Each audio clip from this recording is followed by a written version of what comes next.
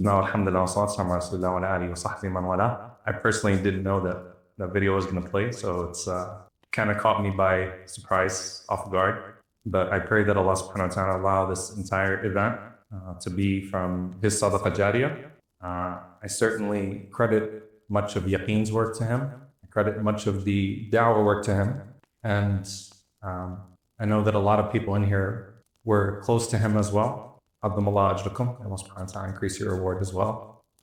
And console us all with meeting him once again with our beloved Prophet sallallahu alaihi wasallam. Allahumma ameen. When Allah subhanahu wa ta'ala says, Ya ayyuha alladhina amanu man yartadda minkum an dinihi fasawfa ya'ti Allahu biqawmin yuhibbuhum wa yuhibbuna أذلة على المؤمنين أعزة على الكافرين يجاهدون في سبيل الله ولا يخافون لومة لائم ذلك فضل الله يؤتيه من يشاء الله واسع عليم. It is one of the most comprehensive verses in the Qur'an, and it's actually one of the few verses that connects Allah's love to his letting you do da'wah, to his letting you work for this noble cause. ذلك فضل الله. O you who believe, if you turn away from this faith, Allah will bring about a people that He loves and they love Him.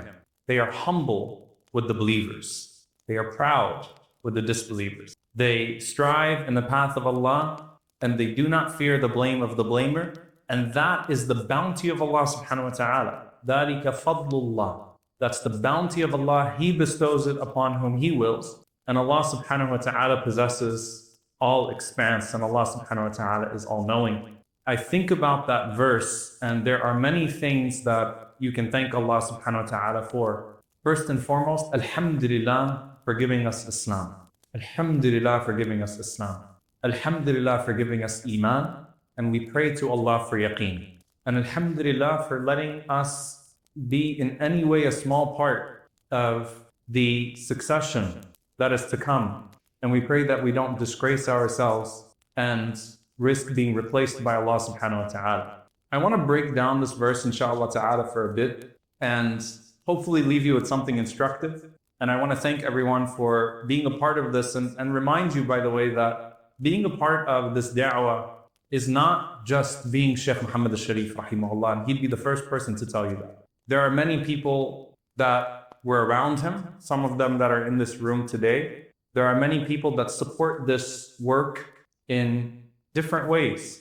And as Dr. Nazar was speaking earlier about the capacities, the spiritual arzaq, the rizq, the sustenance that Allah gives us in terms of how He divided the a'mal, how He divided good deeds. Don't belittle your place in this community and in the work of this deen. Your position is important. Every single person has something to contribute to this beautiful message and to exert themselves. When we talk about this verse, Allah will bring about a people. That is to show you that if Allah chooses to let you be a part of this, then that is the bounty of Allah subhanahu wa ta'ala upon you. If Allah azza wa jal replaces you, that is your loss, even if you don't have as much of a burden in terms of carrying this message and moving it forward. But everyone wants to be loved by Allah subhanahu wa ta'ala. And that description, yuhibbuhum wa yuhibbuna.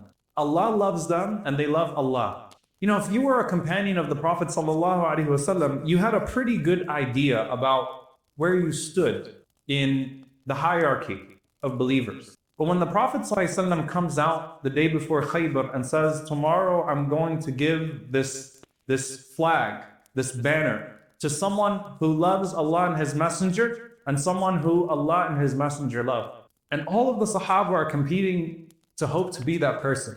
And everyone wants to have their name announced, not so that they can have the glory of carrying victory when they come out of Khaybar, not to have the spoils of war, nor the celebration of their colleagues and companions, but to fit the description that the Prophet ﷺ just gave, that Allah and His Messenger love this person, and this person loves Allah and His Messenger sallallahu alaihi wasallam. And everyone was just hoping that they'd hear their name. That was the greatest prize, no matter what the sacrifice was. Until Rasulullah sallallahu alaihi wasallam announced that it was Sayyidina Ali ibn Abi Talib radiyallahu ta'ala anhu, that he was a man who loved Allah and His Messenger, and Allah and His Messenger sallallahu alaihi wasallam loved him.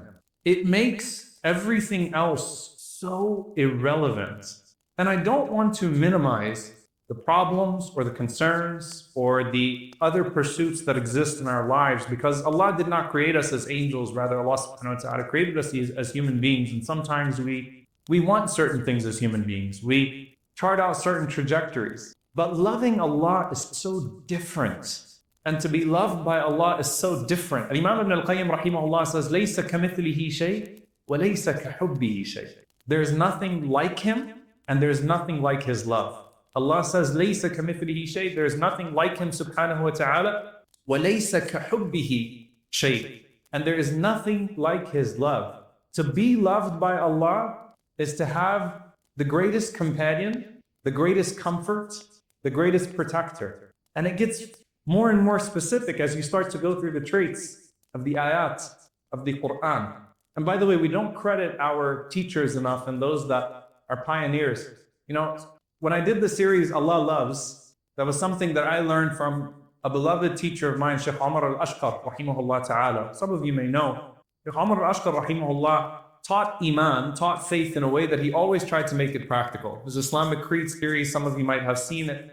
And he said, you know, we need to teach people to long for Allah. We need to teach people to long for the Messenger sallallahu alaihi wasallam, to long for the Day of Judgment in a way that's practical. And instead of just talking about who Allah isn't, let's talk about who Allah is. And instead of just constructing the philosophy of a God and, you know, talking about why there must be a God, let's talk about what He's like. There's a reason why Allah gave us all these asma and sifat, to know Him, and then to love Him, and then to want to do for Him. And then let's talk about all these qualities that He loves from you. Allah has His names and attributes, but He has His qualities for those that want to love Him as well. وَإِذَا أَرَدْتَ أَن تَعْرِفَ مَكَانَكَ عِنْدَ اللَّهِ فَانْظُرْ إِلَى مَكَانِهِ عِنْدَكَ. As Imam Ahmad rahimahullah said, if you want to know your position with Allah, then look at His position with you. You want to know how Allah loves you? Look at how you love Allah subhanahu wa ta'ala. So to practically do for Him, and you start to see the ayat list out these different things and the ahadith, and there's always something practical. The famous hadith of Abu Hurairah radiallahu ta'ala anhu that the Prophet ﷺ said that Allah Azza wa Jal has said, مَنْ عَادَ لِي وَلِيَّ فَقَدْ آذَنْتُهُ بِالْحَرْبِ. Whoever takes one of my awliya, one of my loved ones as an enemy, I will wage war on that person. For that person, Allah would wage war. And Dr. Nader talked about that hadith a bit. Because Allah subhanahu wa ta'ala says, you don't come close to Him, you don't become a wali of Allah through anything more fundamental than the fara'id, than the mandatory deeds. And there's the hadith of Jundub ibn Abdullah radiallahu ta'ala anhu, subhanallah. Man salla subh fahuwa fi dhimmatillah. Whoever prays their Fajr prayer is under the protection of Allah subhanahu wa ta'ala. And the Prophet ﷺ goes on to say, it's also an authentic hadith in Muslim Imam Ahmad, less known, but look at the implication. The Prophet ﷺ says, and whoever is fi dhimmatillah, whoever is under Allah's protection, if someone tries to harm that person, فَيَكُبَّهُ فِي وَجْهِهِ عَلَى وَجْهِهِ فِي النَّارِ. Or كما قال عليه الصلاة والسلام, Allah will throw that person face first into the fire. Because that person becomes a wali of Allah by virtue of what? Some secret ingredient? No, Fajr. They kept their Fajr and they observed the rites of Salat al-Fajr. And they grew. There's no greater comforter than Allah. There's no greater confidant than Allah subhanahu wa ta'ala. There is no greater protector than Allah subhanahu wa ta'ala. And to be loved by Him becomes such a great pursuit that it just minimizes everything else. To where you start to love for Him and hate for Him. You start to want for Him and not want for Him. And you start to cast everything in that. It overwhelms your senses. Not in a way that gives you some sort of spiritual ecstasy, to where you feel like you're floating all the time, but in a way that you're action driven, to want to hear so badly that Allah considers you amongst His awliya, that Allah considers you amongst those that He loves. So Allah gives us these measures. فَسَوْفَ يَأْتِ اللَّهُ بِقَوْمٍ يُحِبُّهُمْ وَيُحِبُّونَ أَذِلَّةٍ عَلَى الْمُؤْمِنِينَ. The first sign of your love of Allah subhanahu wa ta'ala, of your belief, is the way you're treating your brothers and sisters. رُحَمَاءُ بَيْنَهُمْ. Merciful amongst themselves. You love your brothers and sisters. You are humble towards your brothers and sisters. أَعِزَّةٍ عَلَى الْكَافِرِينَ. And you have pride with the disbelievers. That doesn't mean that you oppress them or harm them, because the Prophet ﷺ did not oppress and harm them, but that means that you stand your ground, your principles. Even when you're around people who don't hold that same faith, you don't shy away from what you have of this beautiful deen of Islam. You practice it proudly. You know, they say you wear it proudly, you practice it proudly in every way. You love your deen. You don't relinquish it. وَلَا يَخَافُونَ لَوْمَةَ لَائِمٍ. And you don't fear the blame of the blamer. SubhanAllah, these descriptions, I want you to think about the companions that came forth and embraced this religion and how their entire worldviews were shaped and their entire interactions with everyone around them were shaped. Who did Allah subhanahu wa ta'ala replace Abu Jahl with? Sheikh Yusuf was talking about it so beautifully earlier. Umar ibn Khattab radiallahu ta'ala anhu. And one of the narrations where the Prophet ﷺ was making dua for Allah subhanahu wa ta'ala to guide one of the two, Umar ibn Khattab or Abu Jahl, the Prophet ﷺ said, Allahumma izz al-Islam bi ahabbi hadain al-rajulaini ilayk. Oh Allah, give victory to Islam to the more beloved of these two men to you. The one you love more out of these two, let them be a source of victory for Islam. Now in the moment, neither one of them looked like those that were beloved to Allah or who loved Allah subhanahu wa ta'ala. They're both trying to kill the Messenger of Allah sallallahu alayhi wa sallam, the most beloved person to Allah. But there is something in the heart that needed to be activated. There was some goodness to be salvaged. And the one who was more deserving of it, indeed was guided. And suddenly Umar ibn Khattab radiallahu ta'ala anhu, who would beat up a companion of the Prophet sallallahu alayhi wa sallam, for the sake of his tribe, would stand in battle on behalf of those weak and meager people that were looked down upon in society, would stand in battle on their behalf and fight his own tribesmen for them, and then humble himself and get on his knees and take knowledge from Abdullah bin Mas'ud radiallahu ta'ala anhu, who was half his size and didn't have the stature or the lineage of the tribe before him, and would refer to Bilal radiallahu ta'ala anhu, our master who's been freed by our master, come forward.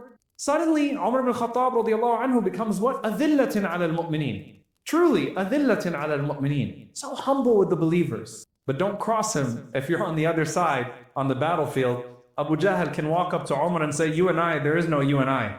That doesn't exist anymore. We're a people of principle. And the entire time, وَلَا يَخَافُونَ لَوْمَةَ لَائِمٍ. Look at Umar ibn Khattab radiallahu ta'ala anhu entering into Jerusalem. This is the generation of the Qur'an. Not afraid of the blame of others, not afraid of what they will say. نَحْنُ قَوْمٌ أَعَزَّنَا اللَّهُ بِالْإِسْلَامِ. We are a people who are given their honor through Islam. وَإِنَ ابْتَغَيْنَا الْعِزَّةَ لِغَيْرِهِ أَذَلَّنَا اللَّهُ. And when we seek it through anything else, Allah subhanahu wa ta'ala humiliates us. Look at Salman al-Farisi radiallahu ta'ala anhu.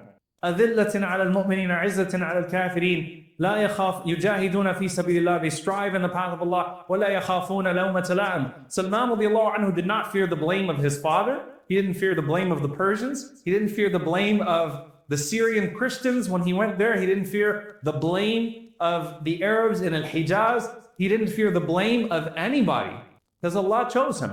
He loved Allah and Allah loved him.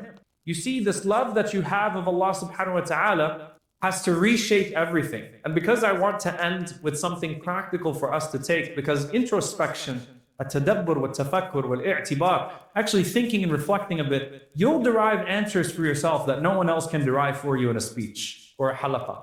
We just finished the lecture on Abu Darda radiallahu ta'ala anhu this past Tuesday. Such a thoughtful man, a zahid, the ascetic of the Ansar, the scholar of the Ansar. And he asked his wife, what was his ibadah? She said his ibadah was tafakkur. He would sit and he would think and contemplate for an hour.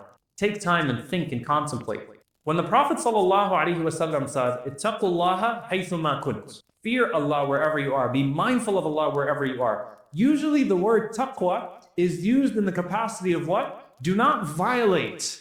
Do not violate the boundaries of Allah subhanahu wa ta'ala, even when you are in a position to easily and readily do so. And you need taqwa as a foundation. And so you ask yourself, when you're in business, when you're in a business transaction, well, you don't need the fatwa half the time.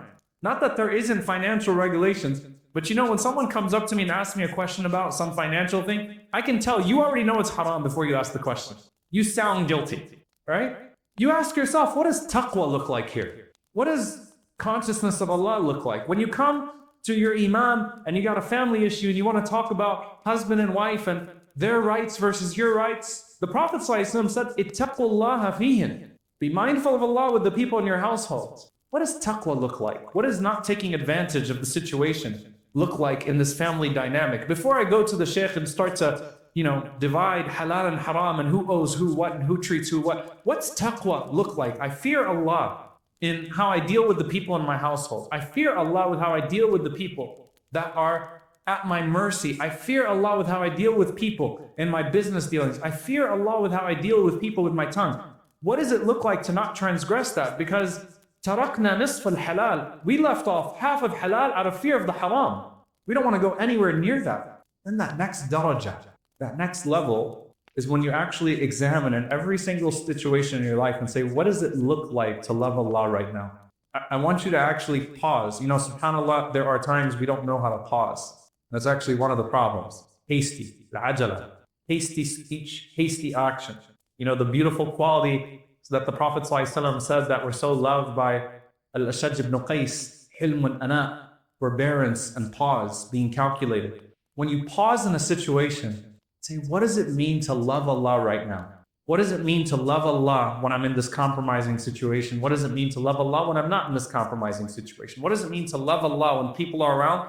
What does it mean to love Allah when it's just me in the privacy of my home and it's nighttime and it's 4 a.m. and I see the clock and I say, what does it mean to love Allah right now? What does it mean to love Allah subhanahu wa ta'ala when you see one of your family members or one of your friends going through something and you could easily turn away? What does it mean to love Allah subhanahu wa ta'ala when your desires are becoming overpowering? And you say, I love Allah more than I love myself.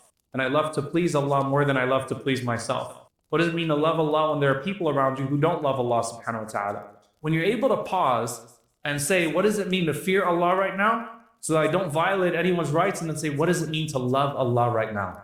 Because that has to reshape every single worldview and every single worldly interaction.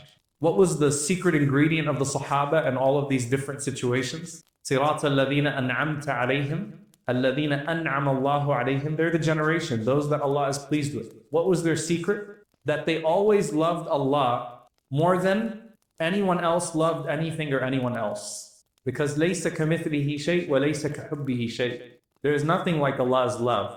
And so they were able to outlast their enemies in battle because they outloved. They loved Allah more. They were able to outwork those that planned against them despite their smaller numbers because they outloved. You think those people that love their da'wah more than we love our da'wah? You think they hate Islam more than we love Islam? You think they hate our Prophet ﷺ more than we love our Prophet ﷺ? Can't be the case. And so I leave you with that verse. وَمِنَ النَّاسِ مَن يَتَّخِذُ مِن دُونِ اللَّهِ أَنْدَادًا يُحِبُّونَهُمْ كَحُبِّ اللَّهِ وَالَّذِينَ آمَنُوا أَشَدُّ حُبًّا لِلَّهِ. From those who have taken partners besides Allah subhanahu wa ta'ala, they love those things, they love those people the way that they should love Allah. But you know what? Those who believe love Allah so much more than they love whatever it is that they love. Your brothers and sisters, my request for you with everything that you've learned today is to sit with it for a bit. I want you to sit with yourself, insha'Allah ta'ala, at some point tonight, maybe sit with each other as a family and say, what do we take from all of this? What's one thing that I'm going to change about my life? What does it mean to love Allah subhanahu wa ta'ala in these situations? May Allah subhanahu wa ta'ala make us amongst those that are beloved to Him. May Allah subhanahu wa ta'ala make us amongst those who love to be loved by Him more than anything else. May Allah subhanahu wa ta'ala forgive us for any of our shortcomings and protect us from disqualifying ourselves from His love. May Allah subhanahu wa ta'ala make beloved to us every action that brings us closer to His love. And may Allah put in our hearts the love of those that are beloved to Him, and at the top of them, Rasulullah sallallahu alayhi wa sallam, His most beloved. And may Allah subhanahu wa ta'ala allow us to resemble the beloved one sallallahu alayhi wa sallam in our lives, in every single facet of our lives, until we are joined in love with the one that we love most for His sake, our beloved one sallallahu alayhi wa sallam in the Firdaus al-A'la. Allahumma ameen. Jazakumullah khairan to all of you for coming here today and spending the day with us. I pray that you found benefit in it. I hope that I get to meet all of you, insha'Allah ta'ala. I know we're going to try to arrange logistically for something to happen right now, insha'Allah. But I want to ask you to first and foremost thank the volunteers on your way out. If one of them, got a little rough or was taken aback or was getting paranoid or panicking because they're trying to organize, it's not easy to organize this crowd and organize these events. So please, on your way out, just say Jazakumullahu khairah and forgive them if they made you feel a certain way. And may Allah reward you all. Should we do this again next year? I'm serious. All right, inshallah ta'ala, we'll try to do it again next year, inshallah. Jazakumullah khair. Assalamu alaikum.